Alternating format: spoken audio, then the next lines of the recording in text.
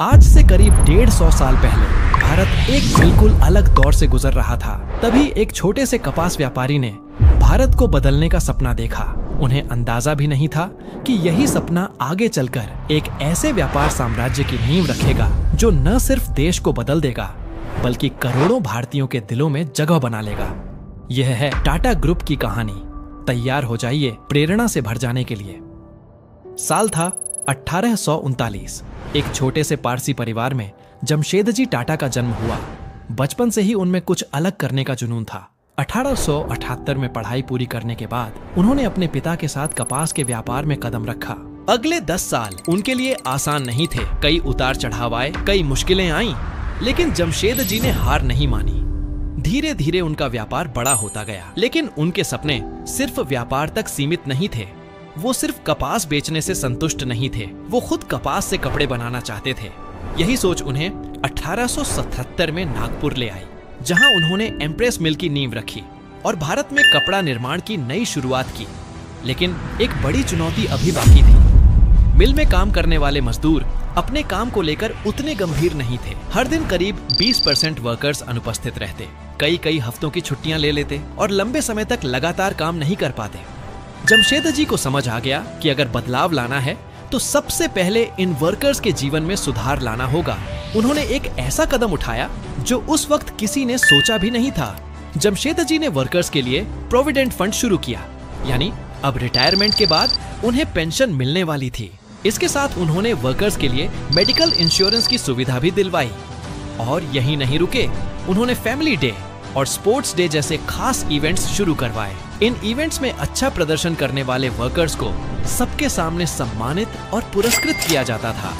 इन पहलों का असर चमत्कारिक था। वर्कर्स खुद को सम्मानित और महत्वपूर्ण महसूस करने लगे। उनकी अटेंडेंस सुधर गई, परफॉर्मेंस बढ़ गई और कंपनी की प्रोडक्टिविटी भी नई ऊंचाइयों पर पहुंच गई। सोचिए, ये स्कीमें इतनी आगे की सोच वाली थी कि पूरी दुनिया में तब तक किसी ने ऐसे कदम नहीं उठाए थे। साल था 1880। भारत में आजादी की लहर तेज हो रही थी। हर तरफ लोग स्वतंत्रता की बात कर रहे थे। इसी समय जमशेदजी टाटा ने एक गहरी बात समझी। उन्होंने महसूस किया कि सिर्फ राजनीतिक आजादी काफी नहीं है। अगर भारत को सच में आजाद रहना है तो उसे आर्थिक रूप से भी मजबूत बनना होगा। उनका विजन साफ था, भारत को आत्मनिर्भर बनाना होगा।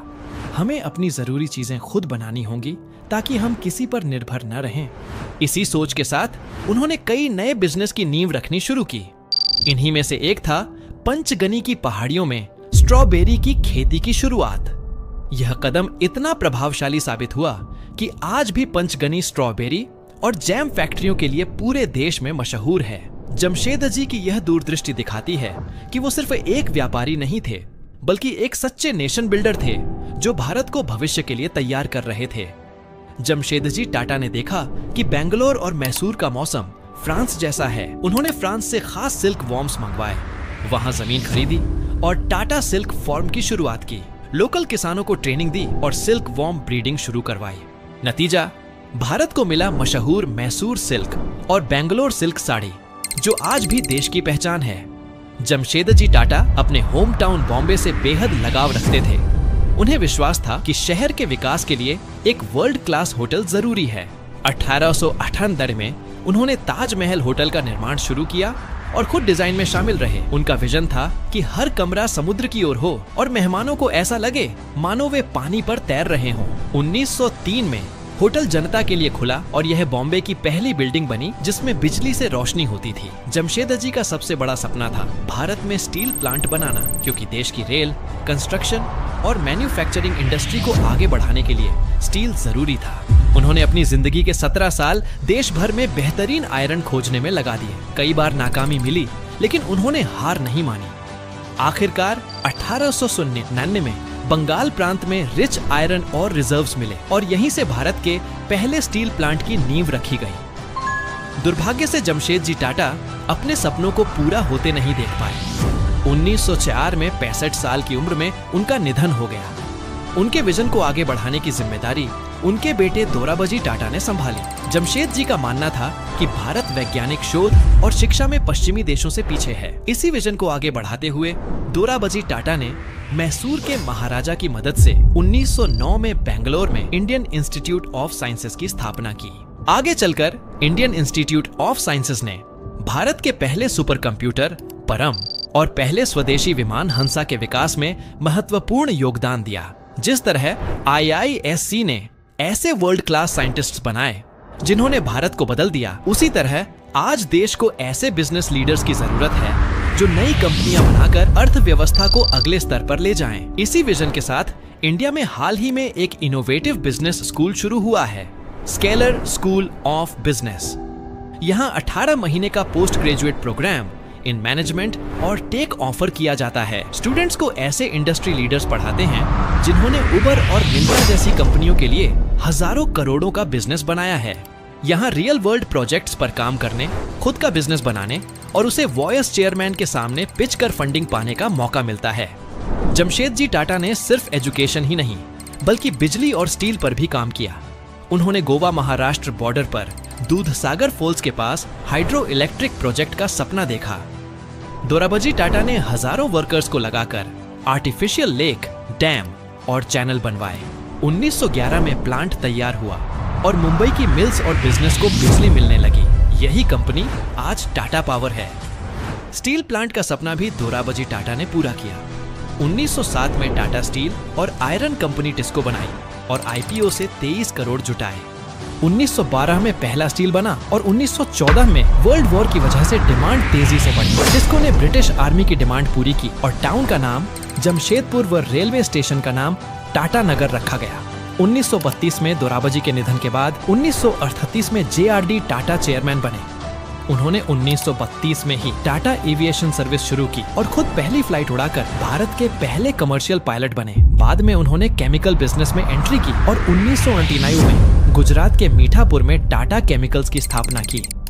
वर्ल्ड वॉर 2 में ब्रिटिश सरकार ने सभी प्लेन सीज कर लिए, लेकिन जैसे ही युद्ध खत्म हुआ JRD टाटा ने एयरलाइन बिजनेस दोबारा शुरू किया। 1946 में एयर इंडिया की शुरुआत हुई। एयर इंडिया को उसकी वार्म और अटेंटिव सर्विस के लिए जाना जाता था। फ्लाइट का फूड, क्लीनलीनेस और in flight entertainment top class थे और इसका मैस्कॉट महाराजा भारतीय हॉस्पिटैलिटी को दर्शाता था। समय पर उड़ानों और उच्च स्टैंडर्ड्स के कारण एयर इंडिया न केवल भारत में बल्कि इंटरनेशनल लेवल पर भी बेहतरीन एयरलाइन मानी जाती थी। लेकिन इंडिपेंडेंस के बाद सरकार ने 1965 में एयर इंडिया को नेशनलाइज कर लिया। इसके बाद सर्विस, पंक्चुअलिटी और सेफ्टी पर नेगेटिव असर पड़ा और एयर इंडिया का वर्ल्ड क्लास स्टेटस धीरे धीरे खो गया।